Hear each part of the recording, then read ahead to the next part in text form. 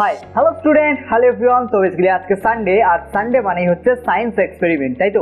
তো বেসিক্যালি আজকে সায়েন্স এক্সপেরিমেন্টে আমরা ঠিক সেরকম কিছুই দেখবো যেগুলো আমরা বেসিক্যালি থিওরিটিক্যাল পড়ে থাকি, তারই হচ্ছে ইমপ্লিমেন্টেশন। ওকে, তো বেসিক্যালি লাইফে আমরা এরকম অনেক কিছু ইমপ্লিমেন্ট করি বা আমরা দেখেছি যে যেগুলো করে, কিন্তু আলটিমেট সেটা আদৌ কি কাজ করে সেটা নিয়ে হয়তো কখনো আমরা প্র্যাকটিক্যাল করিনি, বাট আজকের প্র্যাকটিক্যালে ঠিক সেরকমই কিছু আমরা দেখবো। ওকে, তো বেসিক্যালি আজকের প্র্যাকটিক্যালটা কিন্তু খুব ইজি হতে চলেছে, বাট ভীষণই ইন্টারেস্টিং একটা প্র্যাকটিক্যাল। ওকে, তাহলে স্টুডেন্ট চলো শুরু করা যাক। So let's go.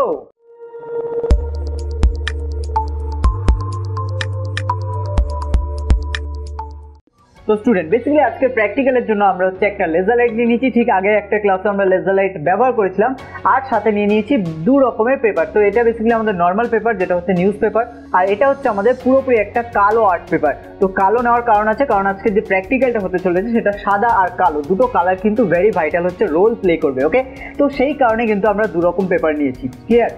তো স্টুডেন্ট এখানে লক্ষ্য করো, তো ফার্স্ট আমরা হচ্ছে সাদার উপরে আমাদের লেজারটা ফেলেছি, তো যে কারণে দেখছো অনেক বেশি হচ্ছে রিফ্লেক্ট করছে, কারণ আমরা জানি সাদা আলোতে আলোর প্রতিফলন সব থেকে বেশি হয়। ঠিক আছে, একইভাবে এটাকে আমরা সেই আমাদের ব্ল্যাক আর্ট পেপারে নিয়ে যাচ্ছি। দেখো এবার আলো কিন্তু প্রতিফলন একবারে হচ্ছে না বললেই চলে, তাই তো।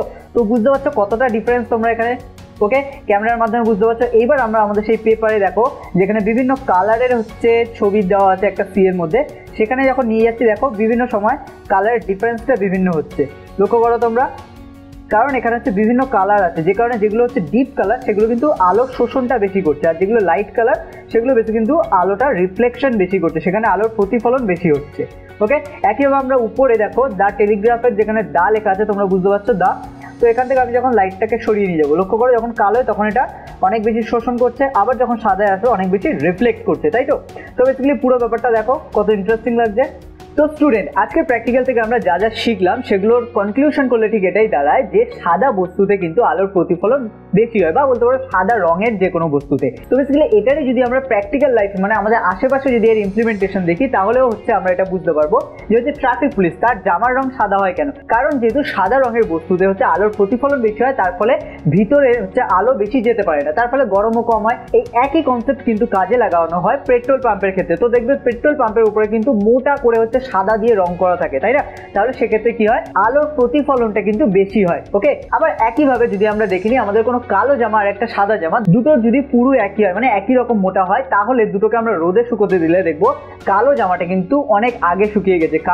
কারণ একটাই, কারণ সূর্যের যে আলো পড়ছে কালো জামার উপরে সেটা কিন্তু পুরোটাই শোষণ হচ্ছে, যার ফলে কিন্তু ওই জামাটা তাপ গ্রহণ বেশি করছে এবং তাড়াতাড়ি হচ্ছে কিন্তু জল শুকোতে হচ্ছে সাহায্য করে, তুলনামূলক হচ্ছে সাদা জামার থেকে। ওকে, তো স্টুডেন্ট আই হোপ আজকের ক্লাস হচ্ছে ইন্টারেস্টিং লেগেছে তোমাদের, আর যদি আজকের ক্লাস ভালো লেগে থাকে তাহলে লাইক করো, বন্ধুদের সাথে শেয়ার করো, আর হ্যাঁ যদি তোমাদের মধ্যে কেউ নতুন হয়ে থাকো তাহলে অবশ্যই সাবস্ক্রাইব করো, কারণ এই ধরনের প্র্যাকটিক্যাল এবং বিভিন্ন আরো এডুকেশনাল নলেজ হচ্ছে আমরা বেসিক্যালি তোমাদের সাথে শেয়ার করি। তো স্টুডেন্ট বেসিক্যালি আজকের ক্লাস আমরা এখানেই শেষ করবো, আর দেখা হচ্ছে পরবর্তী ক্লাসে। ওকে।